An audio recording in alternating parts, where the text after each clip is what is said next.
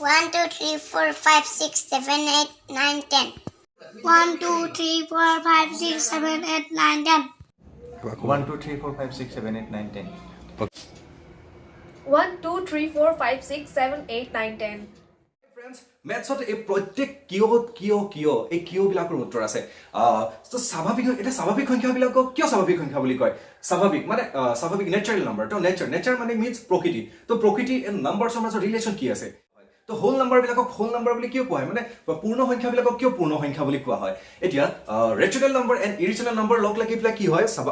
মানে বাস্তৱ সংখ্যা হয় ৰিয়েল নাম্বাৰ হয় ইৰেচনেল এণ্ড ৰেচনেল দুটা লগ লাগি পেলাই কি হয় ৰিয়েল নাম্বাৰ হয় মানে যিবিলাক আমি বাস্তৱ সংখ্যা বুলি কওঁ বাস্তৱ সংখ্যা হয় কিন্তু সকলো বাস্তৱ সংখ্যা কিয় অপৰিমেয় অৰ্থাৎ ইৰেচনেল নাম্বাৰ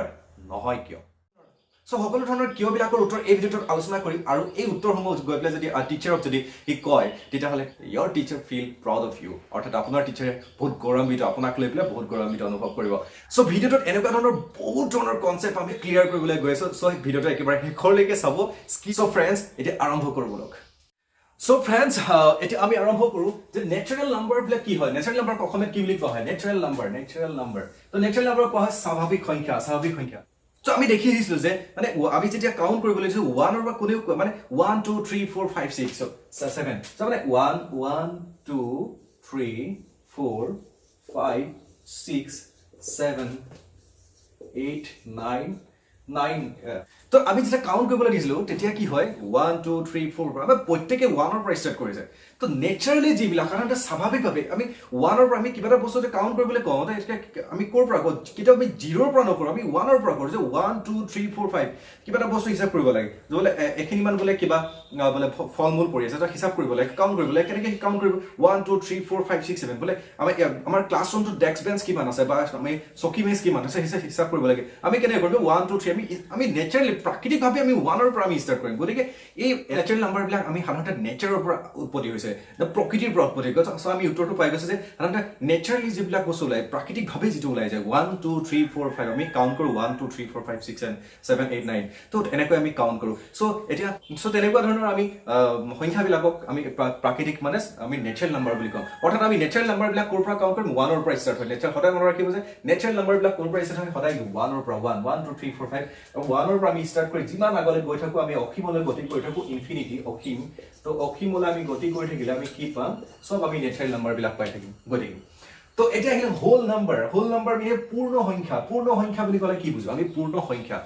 পূৰ্ণ সংখ্যাবিলাক সাধাৰণতে পূৰ্ণ এটা সম্পূৰ্ণ গোটেই হোলটো আমি 10 ষ্টাৰ্ট কৰিবলৈ হ'লে আমি আকৌ 9 ৰ পিছত কিমান আহিব 10 9 ৰ পিছত কিমান আহিব 10 তো 10 সংখ্যাটো কেনেকৈ উৎপত্তি হ'ল সো সাপোজ আমি আকৌ ৰিপিট কৰিলে যে 1 টো পাতিলে 1 ৰ পিছত আকৌ 0 পাতিলে তো দেন 10 that means অৰ্থাৎ আমি হোল নাম্বাৰ হোল পূৰণ যিবিলাক আমি হোল নাম্বাৰ হয় হোল নাম্বাৰবিলাক সাধাৰণতে 0 ৰ পৰা 0 1 2 3 and 4 5 6 7 8 9 তো নাই এনে গৈ থাকিব হোল নাম্বাৰ যেতিয়া ষ্টাৰ্ট হয় সদায় 0 ৰ পৰা হ'ব তো এতিয়া হোল নাম্বাৰ আমি বুজি পালো যে হোল নাম্বাৰ কি ইন্টিজাৰ্স কি হয় ইন্টিজাৰ্স সো আমি এটা কনসেপ্ট এনেকুৱা যে সাপোজ ই কি কৰিলে দুটা আপেল মানে কি ললে আপেল সি ললে বেলেগৰ পৰা ললে সি গ্ৰহণ কৰিলে দ্যাট মিন্স এটা পজিটিভ কনসেপ্ট হয় সো এটো পজিটিভ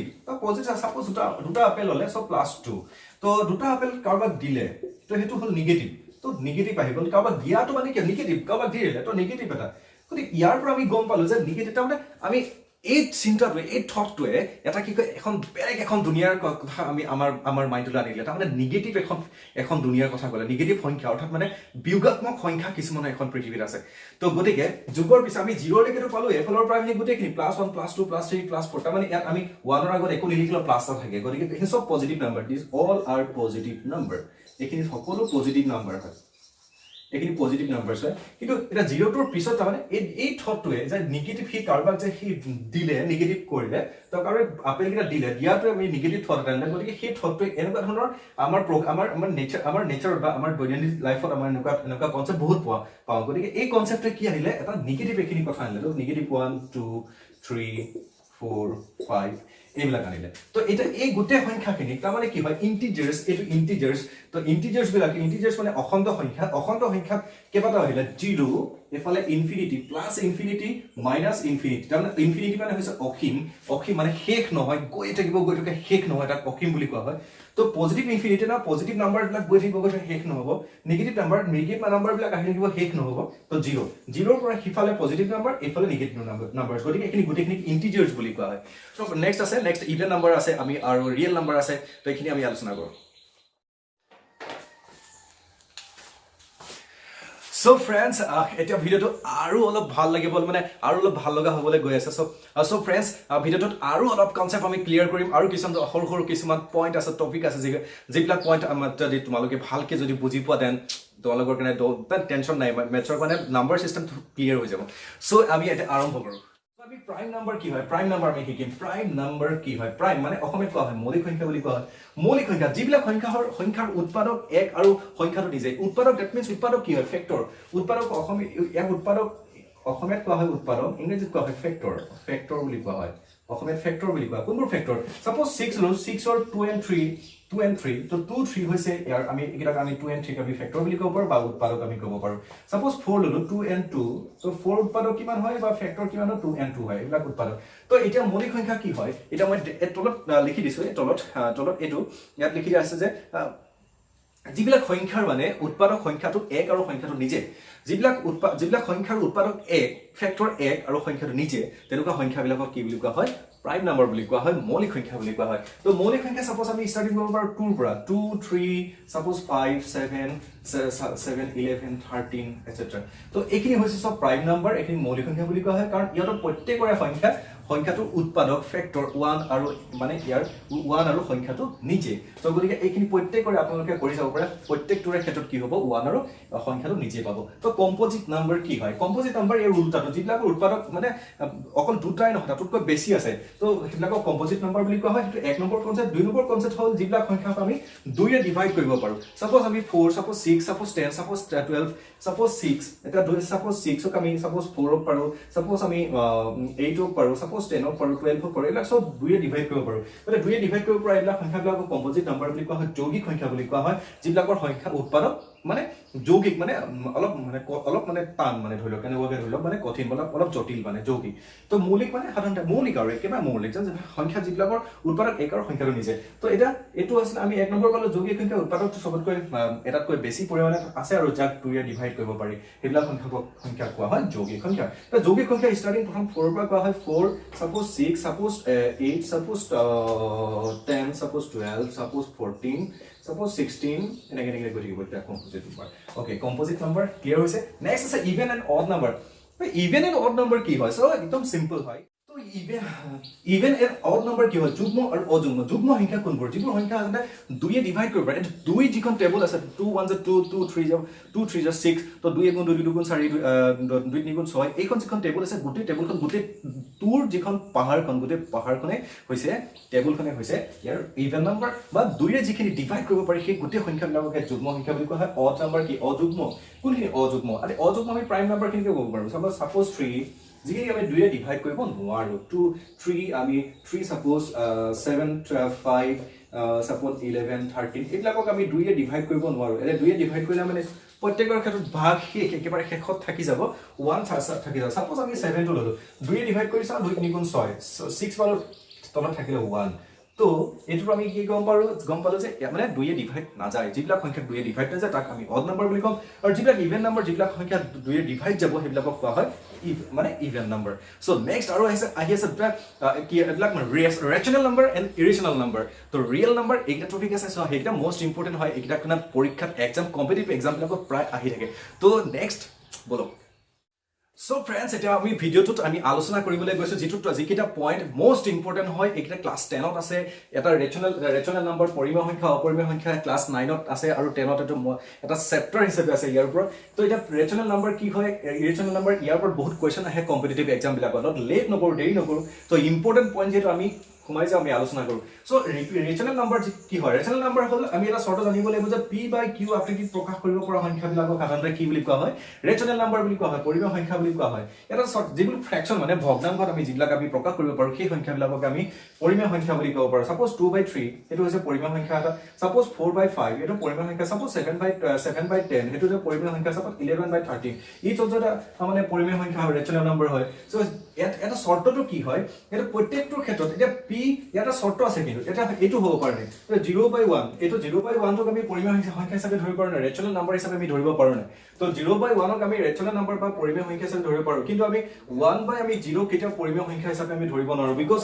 আমি q not equal to 0 হ'ব লাগিব যদি q not equal to 0 হয় তেতিয়া হলে 1/0 টো কেতিয়া পৰিমেয় সংখ্যা বা ৰেচনেল নাম্বাৰ নহয় তো এটো হৈছে বেস্ট এক্সাম্পল আৰু এটা কথা যে আৰু এটা যদি পইণ্টৰ ক্ষেত্ৰত আহে সাপোজ আমি দশমিকৰ ক্ষেত্ৰত তাত মানে শৰ্ত এটা আছে যে ৰেচনেল নাম্বাৰৰ ক্ষেত্ৰত এই ৰেচনেল নাম্বাৰ শৰ্তটো হৈছে যে নন এটা টাৰ্মিনেট তাক যদি আমি সম্পূৰ্ণৰূপে কাটিব পাৰো সাপোজ 6/6 আমি 2 এ ডিভাইড কৰিলে 2 3 গুণ 6 তো 3 যদি কাটিব পাৰো তেতিয়া হলে তাক আমি কি টাৰ্মিনেট হোৱা বুলি কম সো কিছুমান যদি নন টাৰ্মিনেটিং হয় তো নন টাৰ্মিনেটিং বাট ৰিপিটিং হয় তো তেতিয়া কি হ'ব সাপোজ আমি 10/3 তো 10/3 টো হ'ব 10/3 তো 3 এ যদি 10 ক আমি ডিভাইড কৰো তেতিয়া আপুনি পাম 3 in 3.33 এনেকে ৰিপিট হৈ গৈ থাকিব তো ইয়াত যদি কি হয় যদি নন টাৰ্মিনেট কাৰণ 3 এ 10 ক সম্পূৰ্ণৰূপে হিচাপে টাৰ্মিনেট হোৱা নাই ডিভাইড কৰিব পৰা নাই কিন্তু ইয়াত কি হৈছে ইয়াত যে ৰিপিট হৈছে একেটা সংখ্যাকে ৰিপিট হৈ গৈ আছে যে 3.333 কে ৰিপিট হৈ গৈছে গতিকে এনেকুৱা সংখ্যাবিলাকক আমি কি বুলি কম আমি ৰেচনেল নাম্বাৰ বা পৰিমেয় সংখ্যা বুলি কম এতিয়া কি হ'ল আমি মনত ৰাখিব লাগিব যে p বাই q আকৃতিত আমি প্ৰকাশ কৰিব পৰা সংখ্যাবিলাকক পৰিমেয় সংখ্যা বুলি কোৱা হ'ব মই তলত দি দিছো আৰু দ্বিতীয়তে এটা কথা হ'ল যদি টাৰ্মিনেট হয় যদি আমি কাটিব পাৰো বা ডিভাইড কৰিব পাৰো তেতিয়া হলে তাকো আমি পৰিমেয় সংখ্যা বুলি কওঁ যদি নন টাৰ্মিনেটিং হ'লে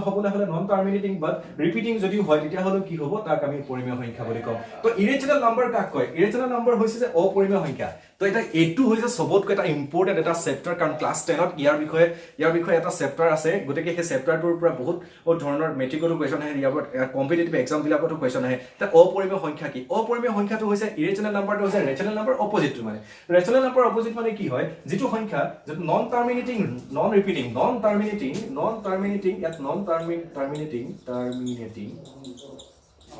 and the repeating non repeating যদি নন টাৰ্মিনেট মানে টাৰ্মিনেটো নহয় ৰিপিটো যদি নহয় তেনেকুৱা সংখ্যাবিলাকক আমি কম অপৰিমেয় সংখ্যা তো অপৰিমেয় সংখ্যাবিলাক সাধাৰণতে এক্সাম্পল কোনবিলাক সবটো বেস্ট এক্সাম্পল হৈছে পাই তো পাই ভ্যালুটো আমি জানো যে পাই ভ্যালুটো কিমান হয় পাই ভ্যালুটো 22/7 হয় নে ইটস ৰাইট এটো ৰিয়েল একদম সম্পূৰ্ণ যেটো মানে মূল যেটো ভ্যালু হয় total value to pi equal to total value to 2/7 এটো হয় নে নহয় এটো approximate value হয় এটো এটা approximate value হয় তো যেটো approximate value ইয়াৰ অৰিজিনাল যেটো ভ্যালু হয় হেতু হৈছে নন টাৰ্মিনেটিং নন ৰিপিটিং যেটো আমি নন টাৰ্মিনেটিং নন ৰিপিটিং মানে কি সাপোজ এটা সংখ্যা তো সাপোজ এটা আমি সংখ্যা লৈছো তো সংখ্যাটো হৈছে এটো আমি ৰিপিটিংটো আমি বুজি পালো যে পৰিমেয় সংখ্যাটো কি হল এটো ক্লিয়াৰ হৈ গল তো এটা আমি যেটো নন ৰিপিটিং নন টাৰ্মিনেটিং এটো হ'বলে হলে সাপোজ আমি 0 লিখিলো 1 2 3 4 5 6 আকৌ 1 2 6 7 এনেকে কোনোটা সংখ্যা ৰিপিট হোৱা নাই ৰিপিট মানে সংখ্যাটো ৰিপিট হৈছে কিন্তু এটা 6 টো ৰিপিট হৈছে 1 2 টো ৰিপিট হৈছে বাট কি হৈছে এটা সিৰিজত জনা সাপোজ এনেকে জনা 0.123 123 123 এনেকে জনা এটো হলে এটো ৰিপিটত এনেকে যদি গুছি যায় তেতিয়া তাক আমি ৰেচনেল নাম্বাৰ বুলি কম এটো ৰেচনেল নাম্বাৰ হ'ব কিন্তু এটো ইৰেচনেল নাম্বাৰ কাৰণ এটো কোনোটা সেট হিচাপে ই কোনোটা মানে ৰিপিট হৈ যোৱা নাই গতিকে তাক আমি ইৰেচনেল নাম্বাৰ বুলি কম It is the first concept. Second concept to key. So second concept to hold যদি এটা √5 ৰুটৰ ভিতৰত যদি পৰিমেয় সংখ্যাবিলাক so ৰুটৰ ভিতৰত যদি মানে মৌলিক সংখ্যাবিলাক সোমাই থাকে suppose √3 suppose √5 suppose √7 এইবিলাক হৈছে গোটেইবিলাকক আমি কি বুলি কম এইবিলাকক আমি অপৰিমেয় সংখ্যা বুলি কম তাৰ মানে কি ৰুটৰ ভিতৰত ফাৰ্স্ট কনসেপ্ট কি যে ফাৰ্স্ট কনসেপ্ট যিবিলাক non terminating non repeating first concept হৈছে non terminating non repeating second concept কি যে যেটো ৰুট ওভাৰ এই ৰুট ওভাৰ চিনটোৰ ভিতৰত যদি প্ৰাইম নাম্বাৰ সোমাই থাকে যদি মৌলিক সংখ্যা সোমাই থাকে তেতিয়া সেইবিলাকক আমি কি বুলি কম আমি অপৰিমেয় সংখ্যাৰ বেস্ট এক্সাম্পল তো এইকেইটা হৈছে অপৰিমেয় সংখ্যা তো নেক্সট আছে একেবাৰে শেষত আছে ৰিয়েল নাম্বাৰ আছে ৰিয়েল নাম্বাৰ হৈছে বাস্তৱ সংখ্যা যিখিনি বাস্তৱ সংখ্যা কাক কয় পৃথিৱীত যিমানবোৰ সংখ্যা আছে গোটেইখিনিকে ৰিয়েল নাম্বাৰ বাস্তৱ সংখ্যাৰ ৰূপটোত আমি ধৰিব পাৰো সাপোজ আমি এটা ডাঙৰ বস্তা এটা ললো মোনা এটা ললো সাপোজ এইটো মোনা এটা ললো এটা ডাঙৰ মোনা কৰে ইয়াত আমি পজিটিভ নাম্বাৰছ বিলাক ভৰাই দিলো ইয়াত আমি প্ৰাইম নাম্বাৰ ভৰাই দিলো ইয়াত প্ৰাইম নাম্বাৰ ইয়াত নিগেটিভ নাম্বাৰ খিনি ভৰাই দিলো 0 ভৰাই দিলো আমি গোটেই নাম্বাৰ বিলাক আমি p/q তো আমি ইয়াত অপৰিমেয় সংখ্যা সাপোজ √5 √7 এই গোটেইখিনি লগ লগালে কি হ'ব এইটোকে কোৱা হ'ব ৰিয়েল নাম্বাৰ এই গোটেইখিনি এই ঠুকটোকে কোৱা হ'ব ৰিয়েল নাম্বাৰ আমি যদি এটা সংখ্যা ৰেখা এনেকৈ আমি ড্ৰ কৰোঁ সংখ্যা ৰেখাটো 0 ফালৰ পৰা আমি এইফালে গ'লে সব পজিটিভ নাম্বাৰ এইফালে হ'লে সব নিগেটিভ নাম্বাৰ তো পজিটিভ নাম্বাৰ বিলাকতে সব প্ৰাইম নাম্বাৰ যুগ্ম অযুগ্ম পৰিমেয় বাস্তৱ এইবিলাক মৌলিক এই সকলোবিলাক সোমাই আছে নিগেটিভ গতিকে এই সংখ্যা ৰেখাত মানে আমি পুট কৰিব পৰা সংখ্যা ৰেখাবিলাকত আমি বহুব পৰা বা আমি অৱস্থান কৰিব পৰা বা পুট কৰিব পৰা যিমানবোৰ পৃথিৱীত সংখ্যা আছে গোটেই সংখ্যাবিলাককে কি বুলি কম ৰিয়েল নাম্বাৰ বুলি কম বা বাস্তৱ সংখ্যা বুলি কম তো এটা বাস্তৱ সংখ্যা এটা আমি লাষ্ট প্ৰথমতে এটা কোৱেশ্চন আমি কৰিছো যে প্ৰথম কোৱেশ্চনটো কি আছিলে যে ৰেচনেল এণ্ড ইৰেচনেল নাম্বাৰ লগ লাগি পেলাই ৰিয়েল নাম্বাৰ হয় বাট সকলো ৰিয়েল নাম্বাৰ কিয় ইৰেচনেল নাম্বাৰ নহয় এতিয়া এইটো প্ৰশ্নটোৰ উত্তৰ ওলাই আছে যে সকলো ৰিয়েল নাম্বাৰ কিয় অপৰিমেয় না সকলো বাস্তৱ সংখ্যা পৰিমেয় সংখ্যা হয় নেকি নহয় সকলো এতিয়া বাস্তৱ ৰিয়েল নাম্বাৰটো গোটেই পৃথিৱীত যিমান আছে গোটেইখিনি সংখ্যা হৈছে ৰিয়েল নাম্বাৰ বা বাস্তৱ সংখ্যা তো গোটেই সংখ্যাখিনি কি কিবা পৰিমেয় সংখ্যা হ'ব নেকি নহয় গতিকে এনচাৰ এইটোৱে সো একেবাৰে শেষ পৰ্যায়ত যদি ভিডিঅ'টো আপোনালোকে ভাল পাইছে তেতিয়াহ'লে ছাবস্ক্ৰাইব কৰিব নাপাহৰিব আৰু একেবাৰে শেষত আহিছে আমাৰ একেবাৰে যেটো নাম্বাৰ সিস্টেমৰ যেটো কাহিনী যিখন নাটকখন সম্পূৰ্ণ শেষ হ'ল আশা কৰোঁ আপোনালোকে বুজি পাইছে যদি মই বুজাব পাৰিছো তেতিয়াহ'লে পুনৰ কৈছো আপোনালোকে এটা কমেন্ট এটা দি যাব আৰু ইয়াৰ পিছত এটা নতুন টপিক বিলাক আপোনালোকে শিকিব খোজে কি আপোনালোকে শিকিব খোজে মেথৰ ক্ষেত্ৰত মোক এটা জনাব পাৰে কমেন্ট কৰি পেলাই আৰু সেই কমেন্ট অনুযায়ী মই আপোনালোকক শিকাবলৈ কাৰণে বা মানে এটা ভিডিঅ' প্ৰস্তুত কৰিবলৈ চেষ্টা কৰিম তো লাইক এটা কৰি দিব আৰু যদি ভিডিঅ'টো ভাল হৈছে তেতিয়াহ'লে বেলেগলৈ শ্বেয়াৰ কৰিবলৈ নাপাহৰিব সেইটোৱে মোৰ কাৰণে বহুত ডাঙৰ হেল্প হ'ব থ্যাংক ইউ